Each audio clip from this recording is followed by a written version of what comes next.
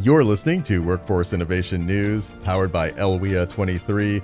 Get ready to hear about all things workforce development and workforce innovation. And now, on to the episode.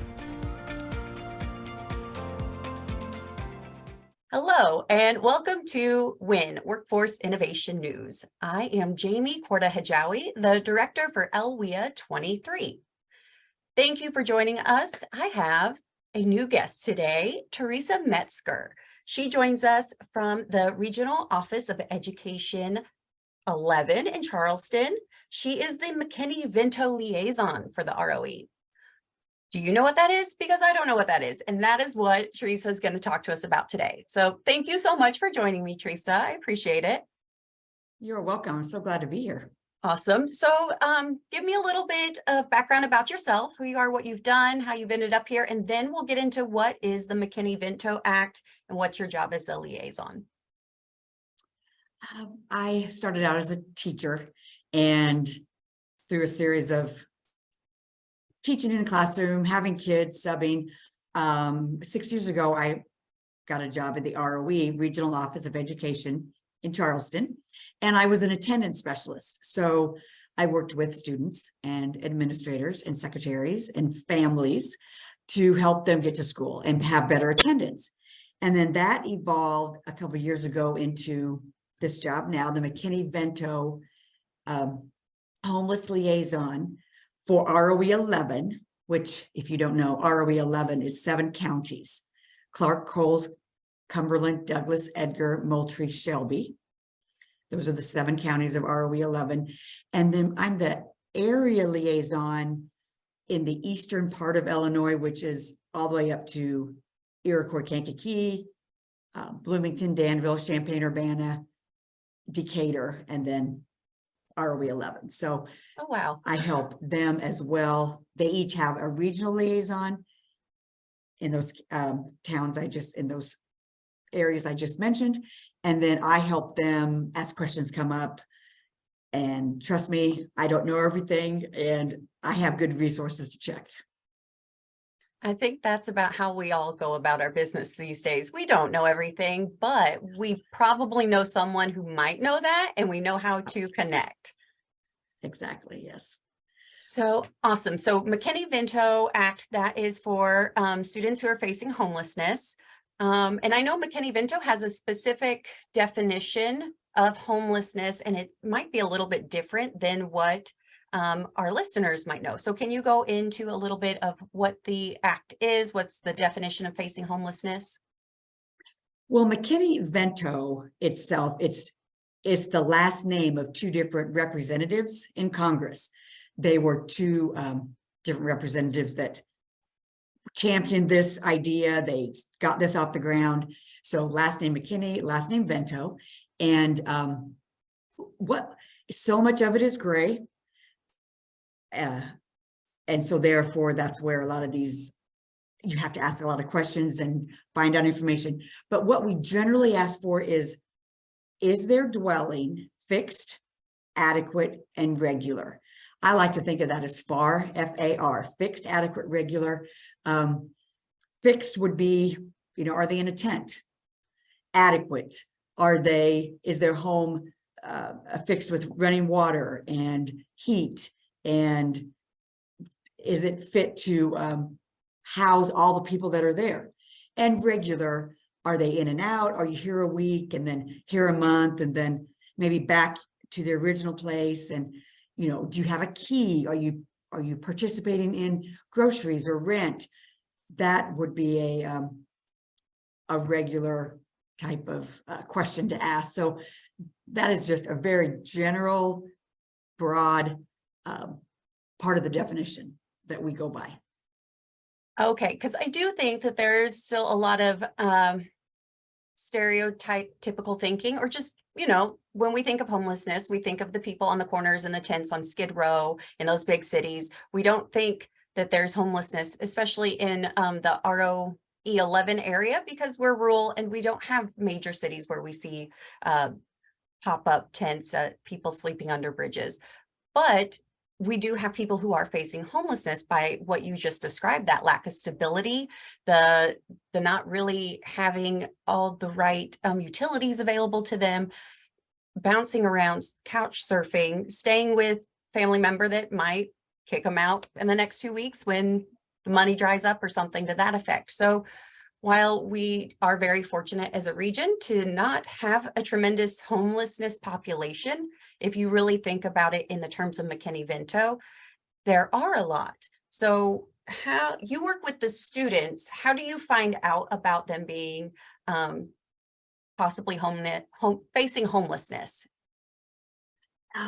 Generally, in what I do, it comes from the schools, and they'll say to me, hey, we had someone register and they put grandma's address, or yeah, we've noticed that, or the bus driver noticed, I'm dropping him off here, but I used to drop him off here. So just those little red flags. And I always say, and I know this sounds so cliche, but it is everybody doing their job. And it's those secretaries that say, or it's that bus driver that says, like I just said about different pickup, different drop off. It's the lunch ladies who, when they're walking in line, they say, oh, my mom lost her job and I think we might have to move in with my aunt. And not that I expect that lunch lady to handle it. That's why every district has a liaison, so that they can say, or even to go to the principal or, assistant principal and say, hey, I heard something, you might want to check into it. And they might go, you know what, we're on it. We've already got it taken care of. It's all good. Or, yeah, thanks. I think I'm going to give that mom or that dad a call. So it is everyone working together. And just to back up just a bit, Yeah. When you said about the person living under the bridge, for Halloween, we used to dress up as a hobo, the knapsack and, Right. and you think of that person as living under the bridge or, completely not having a home. Over 3/4 of our population is doubled up. So that does mean, living with grandma, living with aunt, living with a friend. I'm sleeping on the couch, on the literal couch surfing term. Or maybe they are, very few are in a hotel, very few are in a shelter. We don't have very many shelters in this area. So, and the ones we have are full, waiting list. So many times the option is only I got to go with a friend. Some are living in the car, obviously, we do have that, but many times it is hard to find. So we do rely on the community people. We do rely on the school. We do, we have people call the ROE and say, hey, have you noticed, or I've noticed, could you check into that? And so we do. And all different sources are coming in to us in order to identify and find these kids. Identification is sometimes very difficult. I can imagine it could be difficult, but it's kind of heartwarming to know that all of these individuals that are playing roles in these students' lives that aren't necessarily main character roles, that side character, that they're taking an interest and that they're able to kind of identify this doesn't sound right. And while I myself am not prepared or trained to handle this, I know someone who is, so I can get someone to touch base with that kid and make sure that they have everything they need. So that's really cool. And I think that's another thing about our region. While it is rural and we don't have a major metropolitan area, we have extremely caring people and a small enough population where we have that intimate rapport that we're able to identify needs in our residents, our citizens, and our students, our children, before they even speak up or even consider themselves in need. Yes. I think that's another thing is, if you're living with your aunt and some of your siblings are on the couch, some are on a pull-out futon, you don't think of yourself as homeless. So you're not going to go to your teacher or your lunch lady and say, I am homeless or facing homelessness, Yes. But it might come up in conversation. So you guys are doing some good things out there and I like to hear it. I'm really interested in this conversation for a couple of reasons. One, I do sit on the South Central Illinois Continuum of Care Board, so I'm involved with looking at HUD applications and grant projects. But also, when we think about people facing homelessness, we know in order for them to address mental health issues, physical health issues, job, workforce, training, education. Like, they have to have that stability at home first. We can't be effective at treating all of the other causes of chaos and instability in their life until we get them into a stable place to live. So thinking about the businesses that I serve that are looking for more people to work, right? Is this an untapped population that as they're getting stable place to live, that then we can get them into the workforce or a better job, more stability in the workforce so that they're able to be self-sufficient? When you work with these students and you talk to their parents, are you seeing that a lot of them are unemployed or underemployed, or what is your experience with that? Under. Yes, I would say that would they would fall under either of those definitions. We can, you said about stability, we can offer them at the ROE through our grants a 3-night hotel stay. And I know that's just a Band-Aid, but again, that just gives them, I just say that gives them time to kind of regroup and say, okay, this is where we're at. We just got evicted. Who can we call? What can we do? And something else you mentioned about the small community, faith-based organizations are huge. Churches for clothes, even housing, maybe help with rent or help with utilities. So I know I'm not really addressing your question, but I want to kind of back up a little bit. Yeah, we got to get there.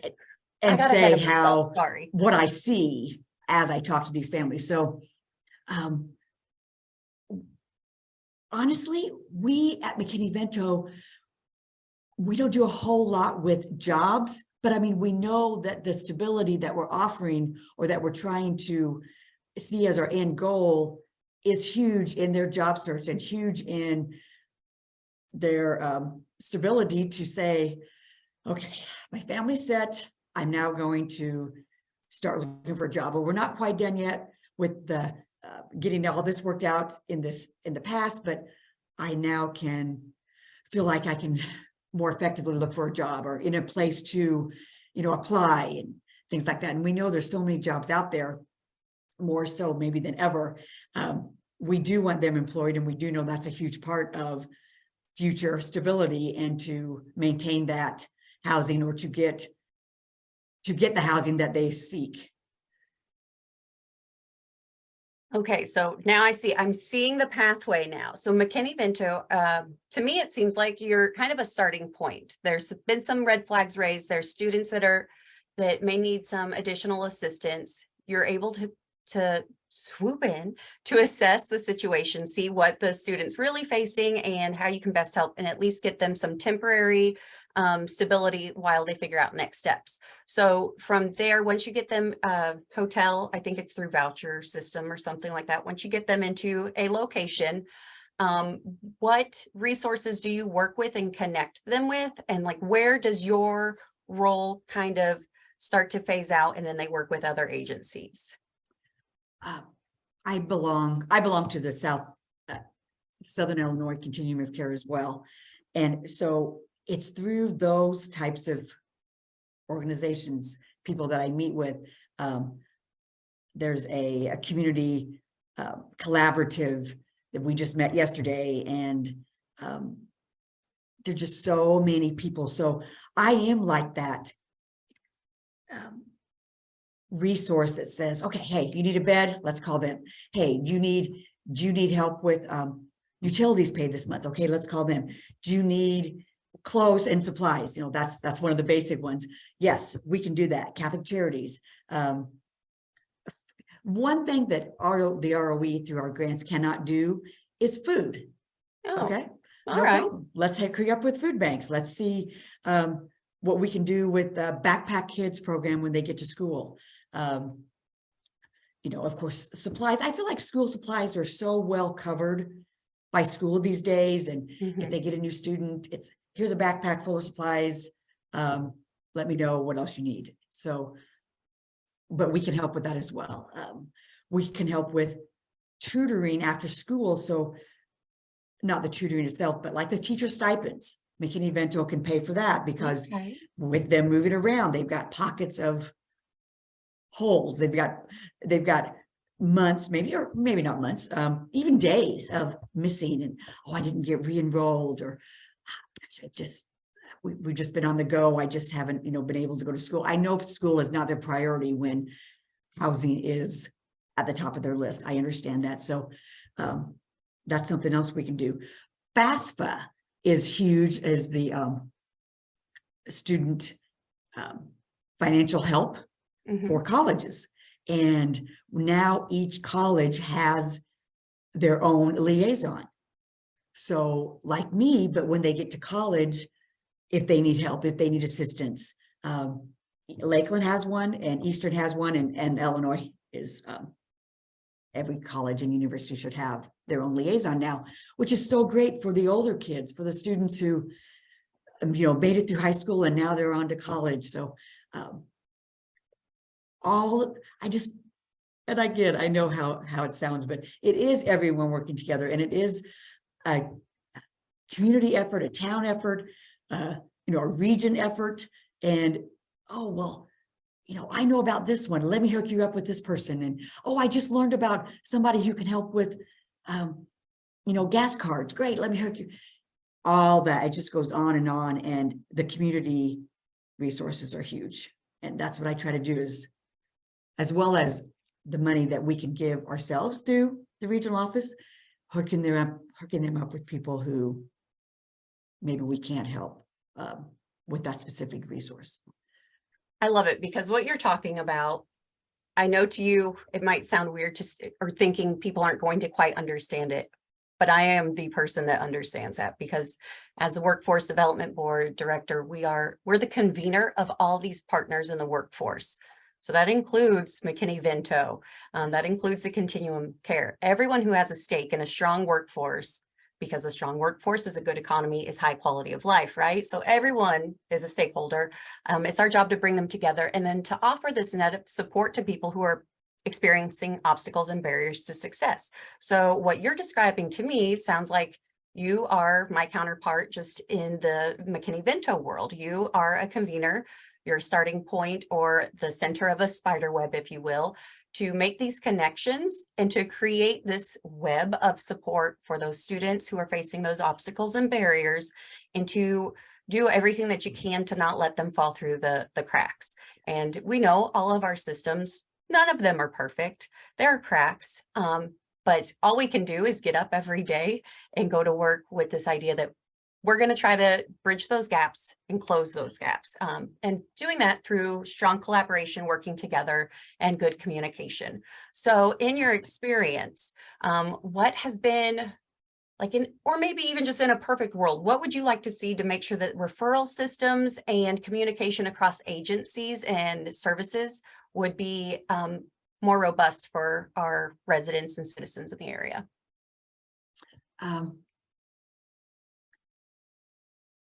I would like to see I would like to see people not using the word homeless.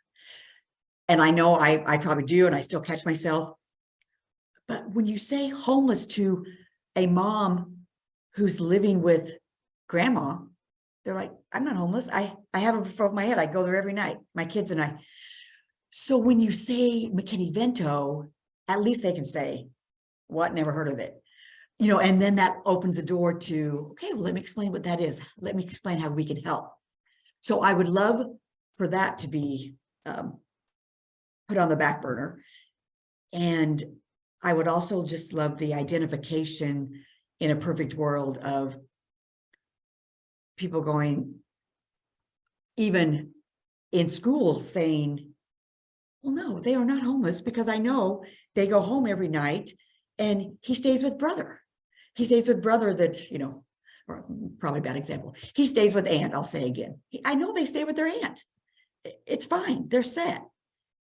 I know, but under the law, they can have assistance, and we want it. And I get it. And some may say, no, we're good. We don't need assistance, and that's fine. But if they're entitled to, I don't like the word entitled, if they are allowed to have the help through the law, then let's get them that help that is allowed to them. And that's what I would love to see, because I just want to ask you a question, Jamie. Yeah. How many do you think we have in our region? How many gosh. identified McKinney-Vento students do you think we have in our 7 counties? You're putting me on the spot so that whole I am. continuum of I care am. board can laugh at me, because I don't know. I am sure I've seen numbers, and I'm sure I was shocked by them at the No, time. I'm not expecting you to know. I just like, do you think 5? Do you think 500? 1,000? Oh, definitely more than 5. I think across those 7 counties, Yes. I would say probably north of 300, 500 wouldn't surprise me. Yeah, about 650. Oh, wow. So, yeah. And that's what just we're looking at. self-identified, that those are the ones that have come to you and gotten assistance, or self-identified somehow. That's not just, They've been identified through the school, or yes, they've self-identified themselves and come forward. But that's who, through the districts, through my school districts, so those 7, that's how many we have. And I know Kyle Thompson, my boss, is always like, when we see districts that have like none or 1, we say, oh, what a utopia, wow, this is great. And nothing against them, but again, that's where that identification, that's where that perfect world comes in. To, hey, don't forget, this is also part of McKinney-Vento. This is also part of how we can help. So, and I know obviously some areas are higher in population than others, but that identification, and I try to teach on that and train people on that, and let's know the fixed, adequate, regular, and just try to be more aware. for sure. I get where you're coming from. It's almost needing kind of a rebranding of what homelessness is. It's not homelessness, as we've talked about, traditional imagery that comes to mind. It is people facing instability potentially. So it is that McKinney-Vento with these different definitions. So to increase awareness and just to continue to communicate that definition and rebrand it as McKinney-Vento, I think is admirable, and I would love to help in any way. I do know there is an upcoming event that's hosted by, is it ROE 11 or it might be ROE 3, one of the ROEs in our area, and Lakeland College. They're hosting a community service lunch or community luncheon. So any human services in the area can join, network, learn about all the resources that are available and in the area, and contact information, because there's high turnover, especially post-pandemic.